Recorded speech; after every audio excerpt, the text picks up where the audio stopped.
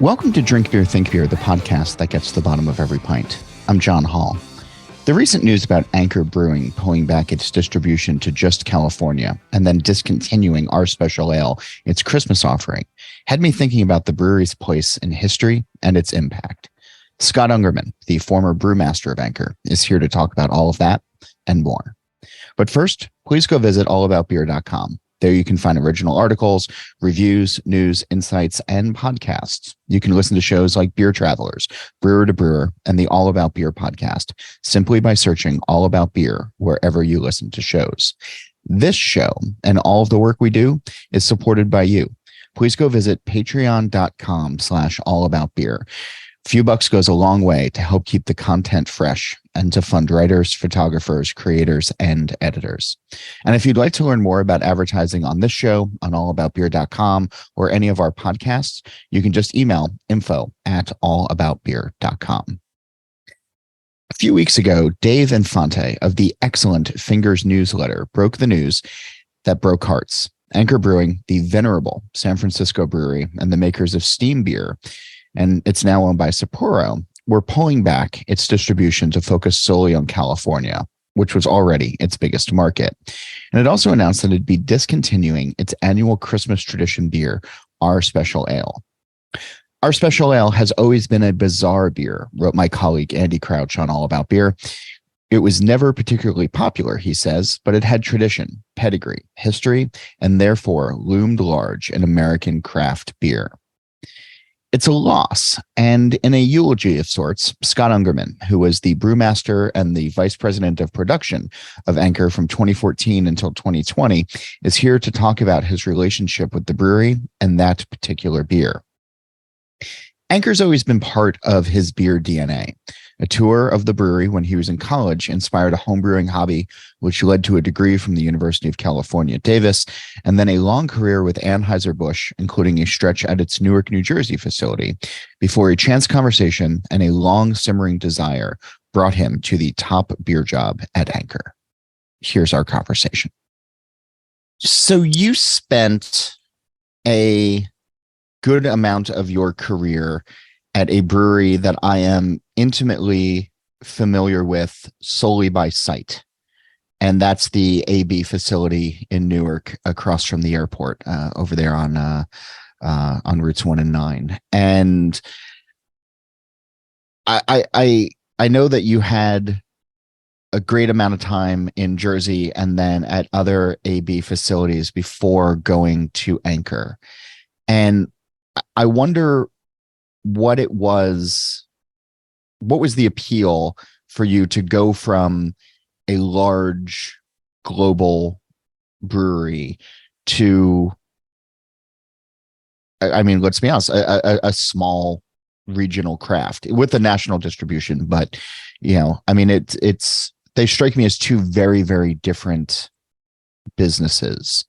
And so I'm wondering, when you decided to make that career switch, you probably could have gone wherever you wanted, given your credentials. What was it about Anchor that was appealing? Everything, really. It's hard to answer that question without giving you a bit of my life story. Okay. And the Anchor specifically is what inspired me to get into brewing in the first place. I toured the brewery. It was the first proper brewery tour I ever had while I was still in college. I went to college in Berkeley. And we toured, myself and a group of friends toured the Anchor Brewery when I was a senior in college. And so it was something that opened my eyes to, wow, this is such a special and magical place. And I had always liked the beer. My dad drank the beer when I was growing up. And I learned when I was at Anchor on that tour back in the 80s. I learned from the tour guide that homebrewing was even a thing. I had never considered it. And one of my friends looked at each other. We're like, we can make our own beer. And I think we said something out loud. And the guy was like, yeah, not only that, but you guys live in Berkeley and there's a great homebrewing shop there called the Oak Barrel. And so we went, just a few weeks after that and bought our first homebrew kit and started homebrewing as a hobby, as a fun thing to do, and to make our own beer and make good beer cheaply. It was the perfect lining up of all things, and it was, for me, like I said, it was the first thing I had ever toured. It was a beautiful brewery architecturally, and Oh yeah. Just everything about it. Right, you walk in, the sights, the sounds, the smells. It's a magical place, and so I toured that brewery, and I knew about it, and when I decided to go to brewing school at UC Davis a couple of years later, my whole goal was to go to Davis to learn how to make beer and get into, we didn't even call it craft brewing yet at the time. It was the early 90s. And I wanted to go work in the microbrewing industry, and eventually start my own brewery was my real lifelong goal and dream at that point. Not lifelong, but from the moment that I started to go to school and study brewing, I decided, okay, I'll go work for another brewery first and learn brewing. But ultimately, I want to start my own brewery with my dad. It's a passion project that we both were excited about. But he said, go learn what you can first, and life got in the way of that dream. My wife worked for AT&T while I was going through grad school. She got a job offer in New Jersey, and I was just finishing up, and it was time to move. And so I moved out to New Jersey in 1995, and there were not a lot of small breweries that were even possibilities. In 95, there would have been 2, maybe 3.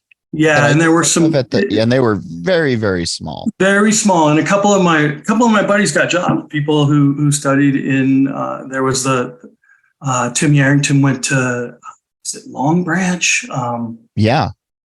And opened a small brewery there, and another friend of mine got a gig down by the shore in another place in Red Bank, maybe. Basil Teas was there early on, and there's yes, it was Basil Teas. That was the place. And I considered that as an option, but there was nobody offering me a job or any money. I did interview with some folks who wanted to start up a brewery, and they wanted me to participate with them. Pure sweat equity, didn't want to pay me any money. My wife and I had a conversation, and there were 2 big breweries that were in striking distance. When we first moved there, we moved to Bedminster, right in the middle of the state. So there was Stroh's in Allentown, and there was AB in Newark.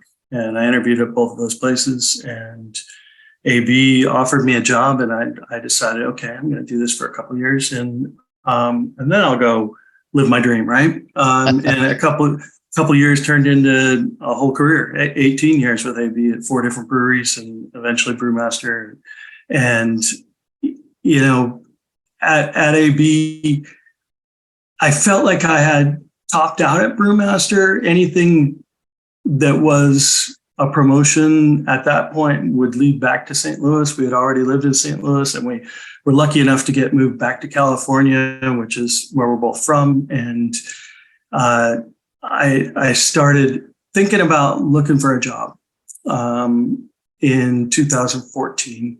And I was at an MBAA meeting, and I ran into a friend of mine, Jason McKibben, who was working for Anchor at the time. And I knew him from AB, and he had the same degree as me from Davis. And he wasn't from California, but he had found his way to that job in 2012, I think it was. And I had a couple beers in me. I was talking to Jason, and I asked him. I think I grabbed him by the sleeve. I'm like, dude, how did you get that job? And he told me, I got contacted by a recruiter. And I said, if I would have heard about that job, I would have applied. I would have seriously considered it. And he said, and he just kind of looked at me funny. And I said, just tell me this, man. If you ever decide you're going to leave this job, call me. 3 months later, he called. And for me, that was like, I wasn't even ready yet. I didn't even have a resume ready.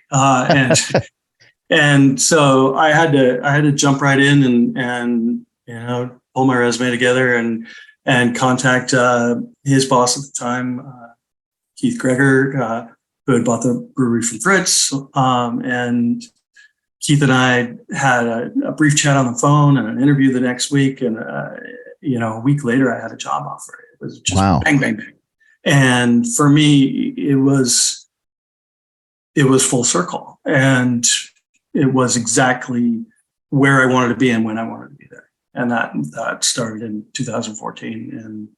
And it went from there.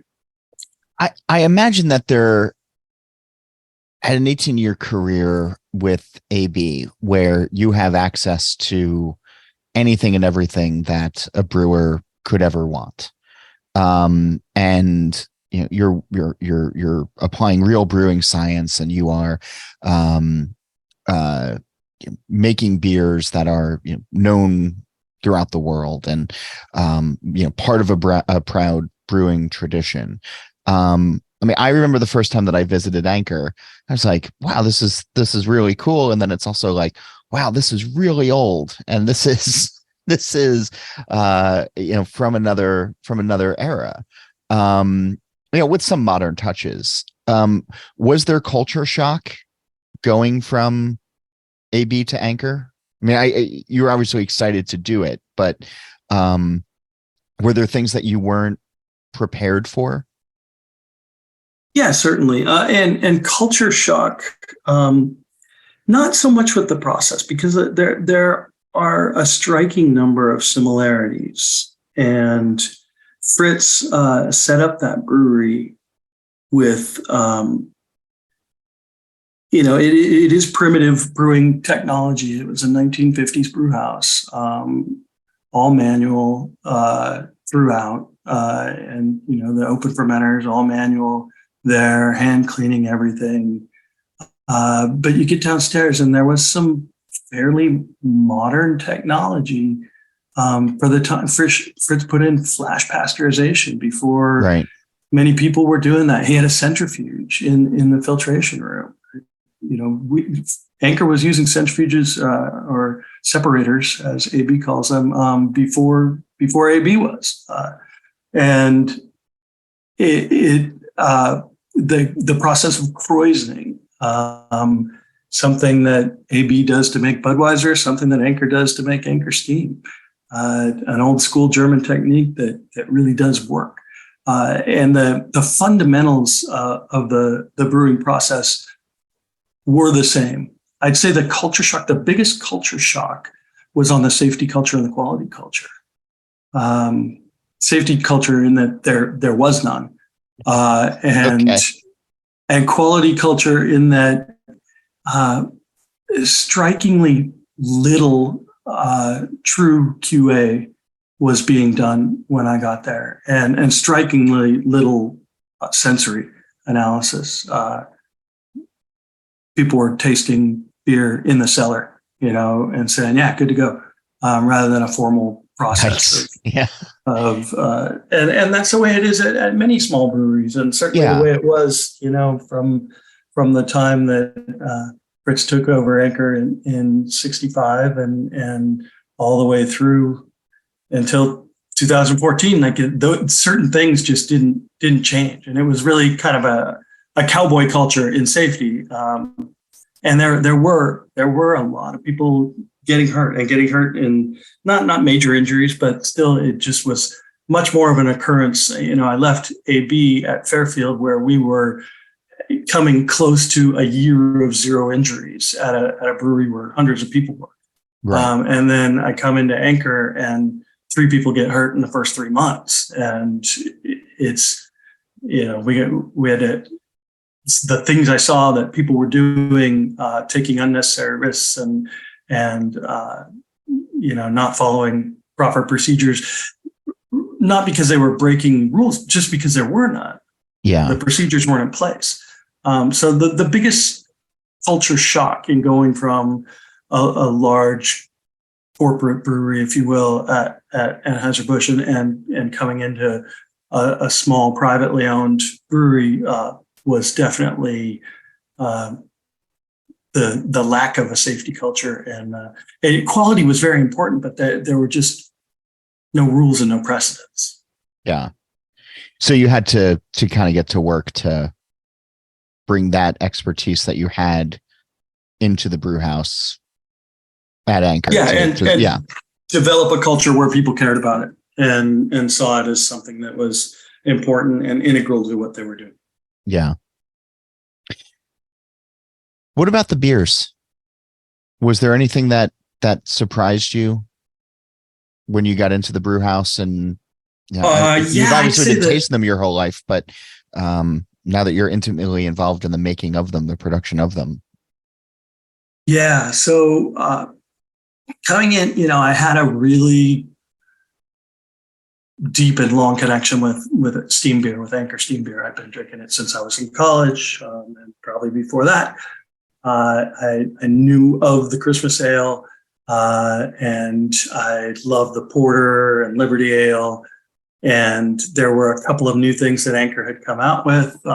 Fritz sold the brewery in 2010, right, to Keith and Tony, who, as I said, eventually hired Jason, came in, and they were, there was a big internal struggle with what do we do about this whole IPA craze that essentially, when you go through the history, Fritz kind of started the whole thing with Liberty Ale, and that was one of the more problematic things, is that Liberty Ale, being essentially the original IPA, was something that one group of people in the brewery said, we already make an IPA, we make Liberty Ale, but you taste Liberty Ale in 2014 or today, and this is not an IPA. Right.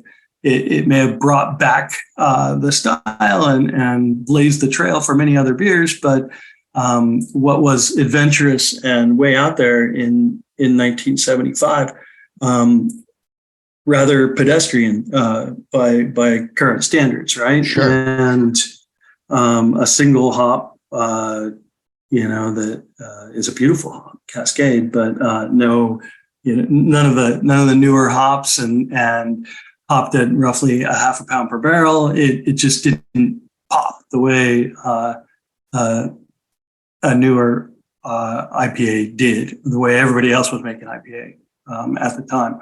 And so Anchor IPA was born in 2013, just before I got there. I remember it. Yeah, I can't lay claim to that beer, but I could tell you that one of the things I realized really quickly was that we didn't have the right technology to do dry hopping. And Fritz had pretty much invented his own technology with these giant tea bags, and we were very beholden to all whole cone hops. And that doesn't make your modern IPA. So it wasn't working. It had far too much specialty malt in it. It was far too malty, and the hop profile was muted, and not all that pleasant either. If I go back into the All About Beer archives, I'm pretty sure we savaged it when it came out. Oh yeah, they got murdered. Yeah. And we made a whole bunch, and then it didn't go anywhere. And then as it aged, it got worse, right? And that's what happened to us so many times on releases of new beers. And remember, the guys who bought the brewery, Tony and Keith, not beer guys, spirits guys, and the people they hired, not beer people, other than Jason. But the marketing folks came from the spirit industry, sales came from spirits. And so they didn't know beer. And they had some assumptions that turned out to not be the greatest assumptions. That just, if we make an IPA, if we put in more hops, that'll do it, right? And so we had to kind of strip all that back and figure out a better way to dry hop. And we had to buy pellets and there was a lot to be done there. Other surprises to me, Anchor California Lager, which was very successful, and it still exists. It was for the brewery a real shot in the arm, and it came out in 2012, I believe. What was surprising to me was that it was essentially brewed exactly the same as steam beer with no caramel malt and a different hop. And that was basically the recipe. So it was Anchor Steam Light. And it was a really nice beer. It still is. And but what happened was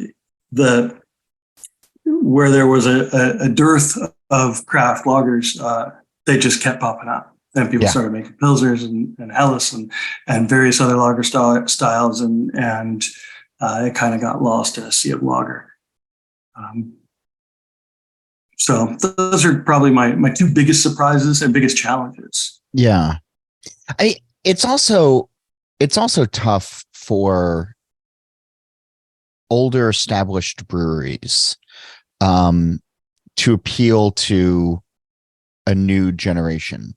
I think, and we've seen this with countless breweries that started even in the 80s that found success early on with one or two brands, and then they got eclipsed as people got into hops more, or things started to change, or owners were resistant to change, or and then all of a sudden it's, well, yeah, that's what my granddad drank, and I'm going to this hip new place down the street, and people kind of forget about some of these brands. And Anchor, I feel like, was always one of those where the history was there, the story was there, steam was reliable when you could get it, and people enjoyed it, but it was eclipsed at some point, especially in California, where you had all of these, and even in the Bay Area, where you would have all of these brand new breweries that popped up that were standing on Anchor's shoulders. But the college kids that came after you were going to those breweries in the early 2000s and mid 2000s, and not necessarily going down to Anchor for those tours like you did. And so I wonder if there is you guys knew what you were doing with the core beers and the established beers, and if there's sort of a hunkering down on those, and even a look at, well, how can we improve upon these from the past, without trying to reinvent the wheel with IPA or some of the others that came out? Was there a fresh look that came at the established ones? Yeah, you're spot on with that analysis. That it was we were the only beer in town for so many years, and then other breweries popped up, and suddenly there were 20, and in San Francisco alone, and hundreds in the Bay Area, thousands in California, and there were so many other choices and so many other things going on that steam was there, and it was reliable, and we knew we couldn't change steam, but we knew we could innovate and improvise elsewhere. And we didn't have discipline in our innovation approach, unfortunately. Some of the things we did worked, and they'd worked for a short time, but then, there's what's the new flavor of the week. And that's, I see that today in every space I go to look at shelf space. It's unbelievable how many new things keep coming out, and the mainstays getting squished to a smaller and smaller spot. Yeah.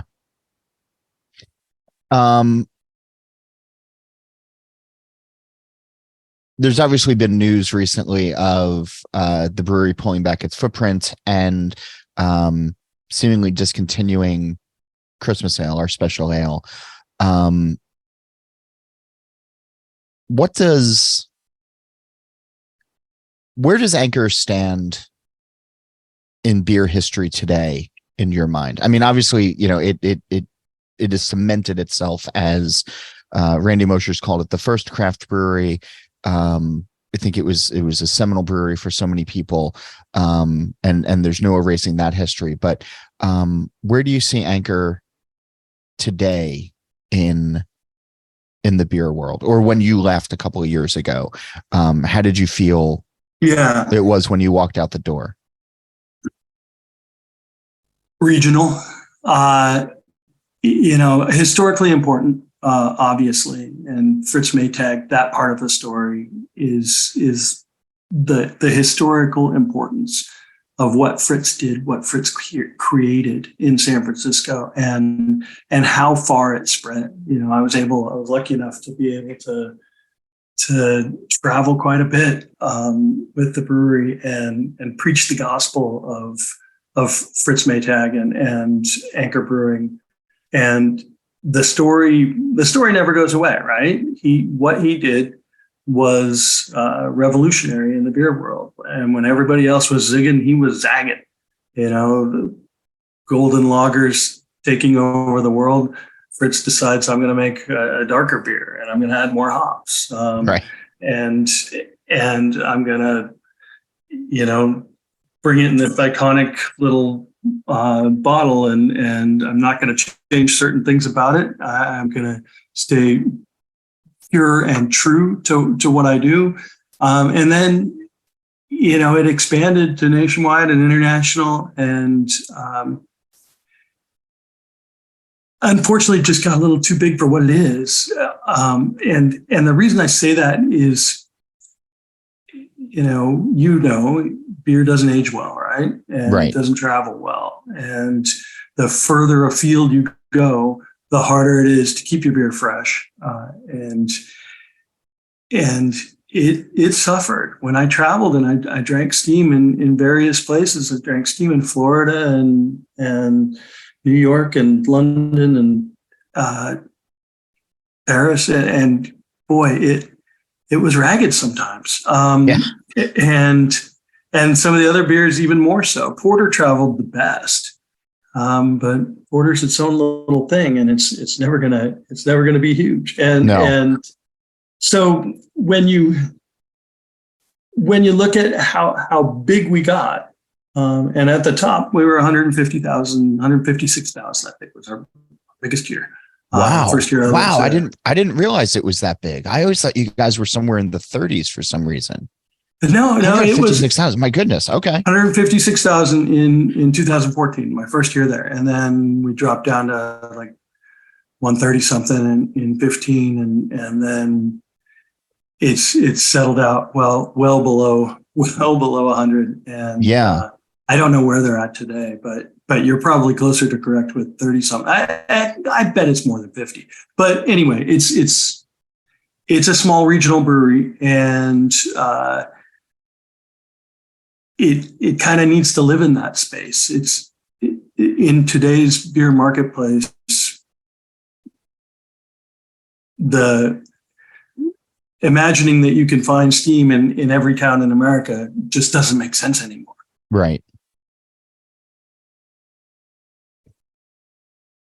What was the importance of Christmas ale, of our special ale? For me personally, such an important beer. I was introduced to it early on. I had a bottle collection as a kid that I started probably when I was in junior high.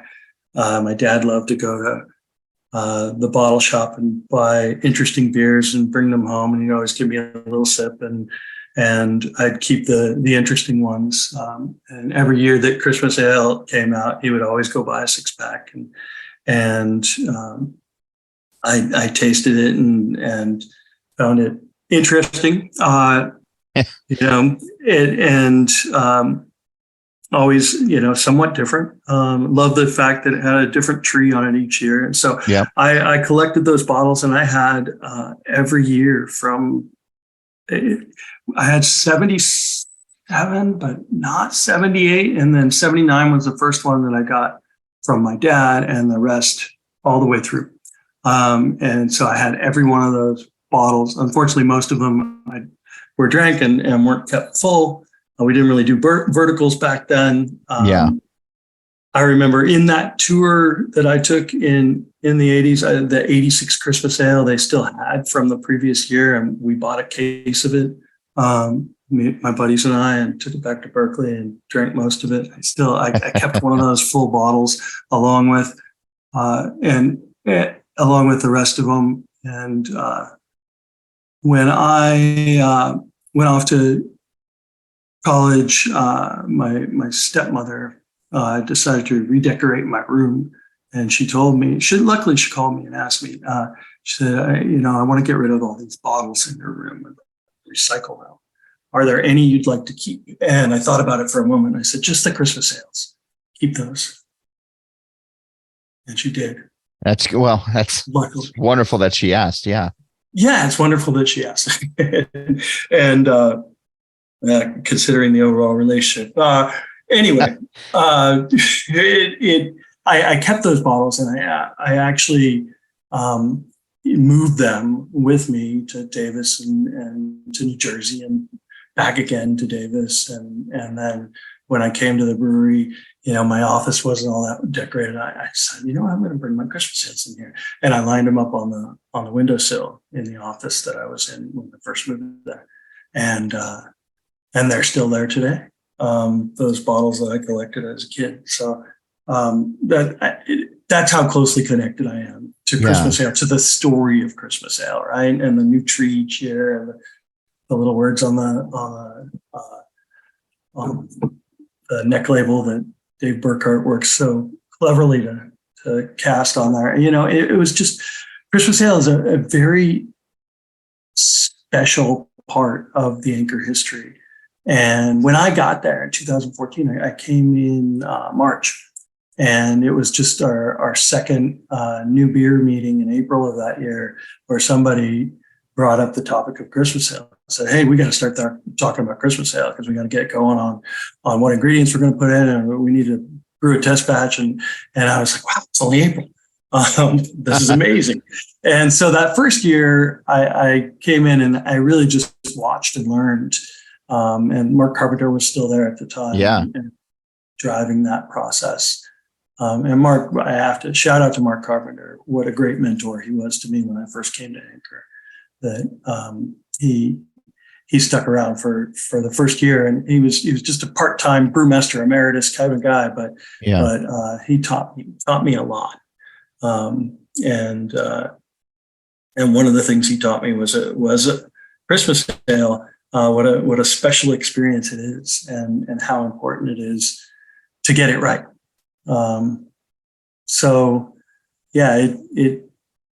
It is for me an important part of what Anchor did in bringing that holiday ale to the forefront and creating traditions for people, putting it in magnums.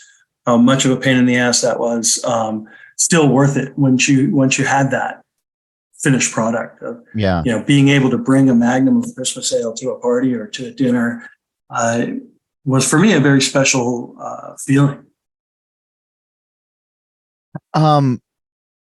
So what was the approach to building out that beer every year? You got to learn from Mark, who had obviously a very, very long history with that beer. So he instilled a lot of wisdom, but where would those conversations start? Where would it always started with getting around in April what did we do last year? Let's break out that recipe and look at it. And that was the baseline, right? The boilerplate. And very few things were changed year to year. It wasn't that we drastically reinvented Christmas ale every year. Take out this malt, add in that one. Take out this hop, add in that one. What about this spice? Oh, we've never tried that before. How can we get that? Can we get these things? Can we get, something a little more exotic? And we had a palette of things that we would start with and improvise from there. Back in those days, we did not have a pilot brewery yet. So Anchor had one brew house that was 100 barrel batch size. And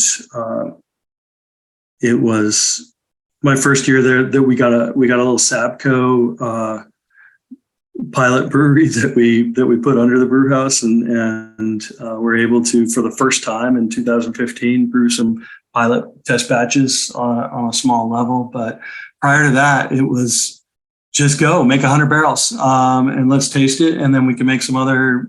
We'll make 2 more brews next time, and we'll make some tweaks based on that first brew, and then we'll blend those together, and then by the 3rd batch we'll have something, and we'll blend all that together, and then make it work from there.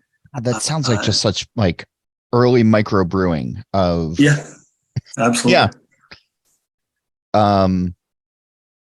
But with 100 barrel batch size, so you really can't can't screw it up.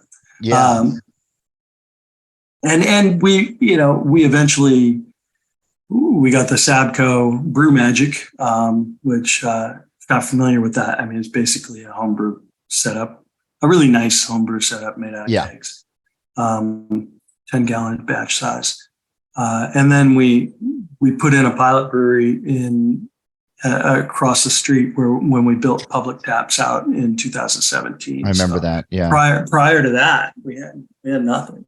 But from 17 on, we could really do a proper pilot scale and some more recipe development. And you really see some differences starting 16 a little bit, but certainly 17 and beyond, a lot more radical changes. And I mean, one of the first, like I said, 14 I just watched. 15, I started to take a little more control over it, but we started with the 14 recipe and made some changes. And it was 16 when I had the idea of people age this beer, and it needs to age well. And I had done a lot of articles and tasted a lot of old unfortunate Christmas ales that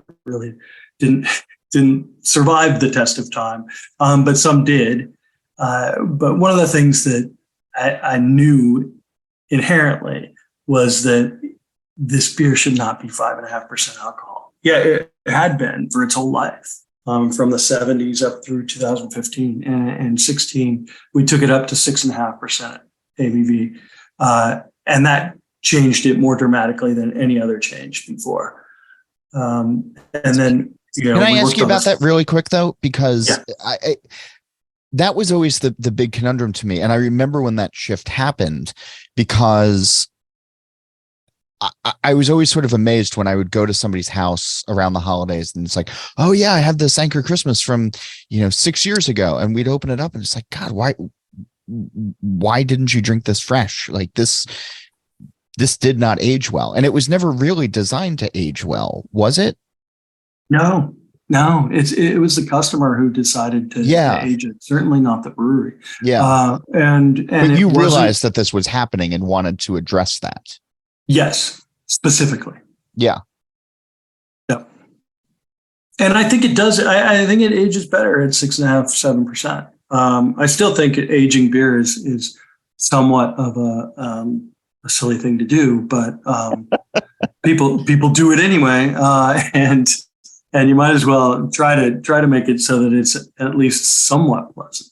I feel like a year or two, it's still in the ballpark of interesting. In the 3rd year and beyond, it really starts to go downhill, and you start to get some undesirable aroma compounds that can overwhelm the whole thing. Yeah, when it tastes like shoe polish and burnt soup. It's not fun. Just what everybody wants for Christmas every year. Is those two things. I know seasonals, and I never really saw it as a seasonal. It was an occasion beer. Our special ale. But has there been a shift away from seasonals with so many breweries out there? Do you think that it is as special as it once was? these occasion beers? No, I don't think that seasonals are as special as they once were. I think that specialness has worn off, and I think that people certainly who have to make seasonals and sell them know what an absolute pain in the ass they are, and that nobody will buy them after a certain date. They just, I mean, whether that be trying to sell a pumpkin beer in November, or a Christmas ale in January, or a summer ale in September. It just like at that point, and it's not September really, because when you're talking about a 3-tier system, you've got to get that summer ale on shelf by May. Yeah. And nobody's going to before reorder Memorial it Day, after, May. Yeah. Nobody's going to reorder it after the middle of June. So you've got a very tight window, and you've got to get the number right. And having excess of something like that is, it's happened to everyone, and it's no fun. With it losing its specialness, some of these seasonals, and certainly with the loss of Christmas, what do you think beer in general, beer as a community, beer as a I don't know, a passion for a lot of people, what do you think it loses when we lose beers like this? Yeah, I think what you lose is some of that mystical quality of this being larger than what it is, right? This sense that this beer is going to make our Christmas dinner better. It's going to make that time around the fire feel much more special. Now you're going to have to drink somebody's IPA that tastes like everybody else's IPA for that moment. And there's a little bit of sadness there.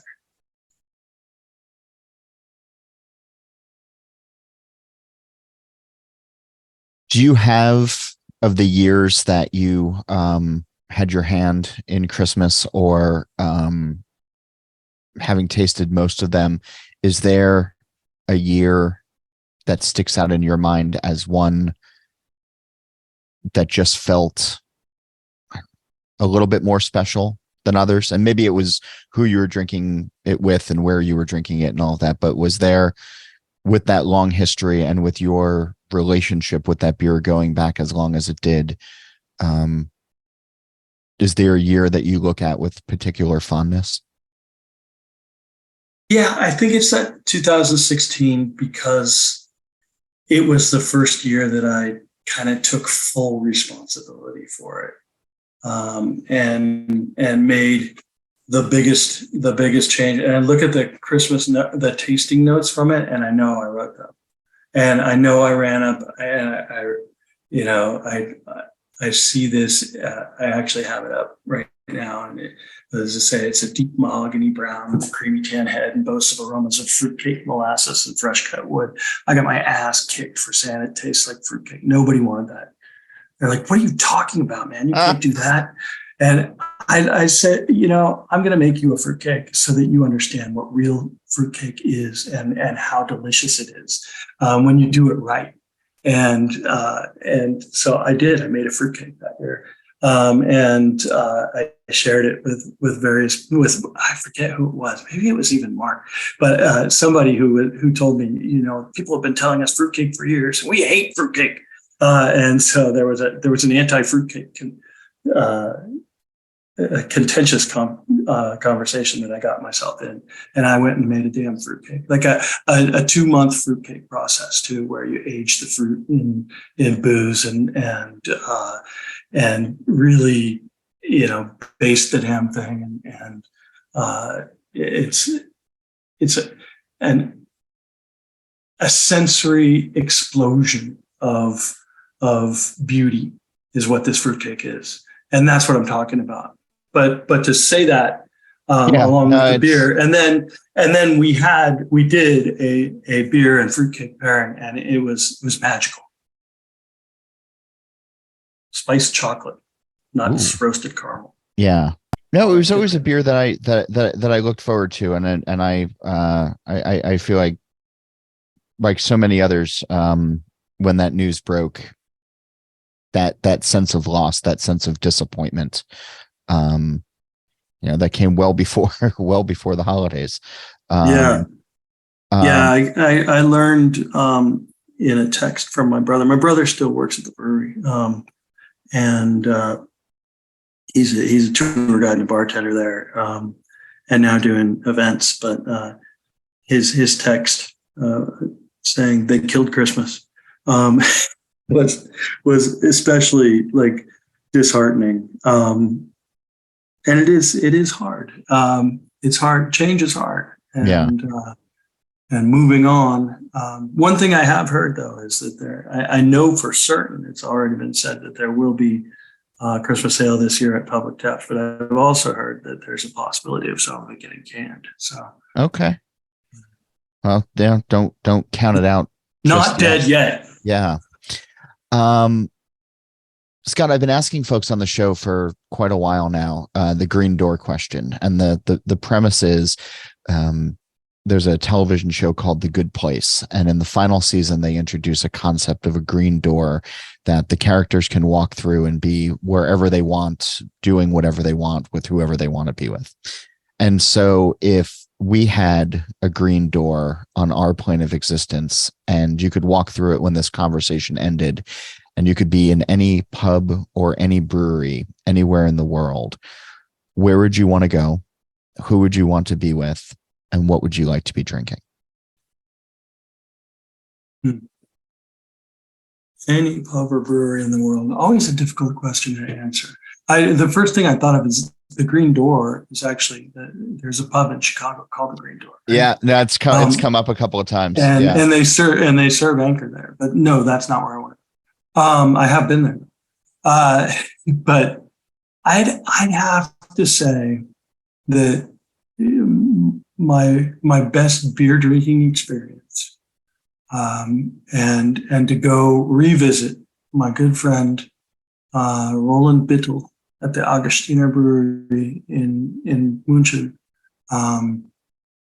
is still for me the top beer drinking experience. To go drink with the brewmaster in his particular beer stube, the oldest brewery in Munich, Augustiner, and to have Augustiner Edelstoff, I believe is the beer of choice. I love that. That's well, I hope you get to do that again sometime. Yeah, he's retired now, so I can't. I'd have to drag him back. He's moved away, but I have to go find him up in northern Bavaria and drag him back down to the brewery. Scott, thanks for taking the trip down memory lane. Thanks for sharing your insights. Thanks for doing all you did for a beer that so many of us cared about and loved for so long. Yeah, well, thank you. Thanks for giving me the opportunity to talk about something I love. If you have some of those Anchor Our Special ales, that Christmas beer, hang on and see how they taste around the holidays this year. And if you have anything else in your cellar that you're holding on to and waiting to see what happens, tell me about it. My email is John Hall. That's JOHNHOLL @allaboutbeer.com. Or you can tell me on Twitter @John_Hall. That's also how you can get in touch with questions, comments, and guest suggestions. A reminder, please go visit allaboutbeer.com. There you can check out the podcast page, the merch page, and can read great new content as well as the archives going back to 1979. Don't forget, you can also follow All About Beer on social media @allaboutbeer. And if you're into Rauch beer, and of course you are, check out This Week in Rauch Beer. The Facebook group is easy to search, and on Twitter and Instagram, we're @TW Rauch Beer. You can help support journalism in the beer space like what we're doing here by emailing us at info@allaboutbeer.com to find out about our advertising rates, or to donate a couple of bucks by going to patreon.com/allaboutbeer. Don't forget, All About Beer has a podcast channel now. Search and subscribe on your podcast platform of choice. Steal This Beer has new episodes every Monday, and the BYO Nano podcast comes out on the 15th of every month. As for this show, Nate Schweber does the music, Jeff Quinn designed our logo, and I'm John Hall. New episodes release every Wednesday, and that's when I'm going to be back again to drink beer and to think beer.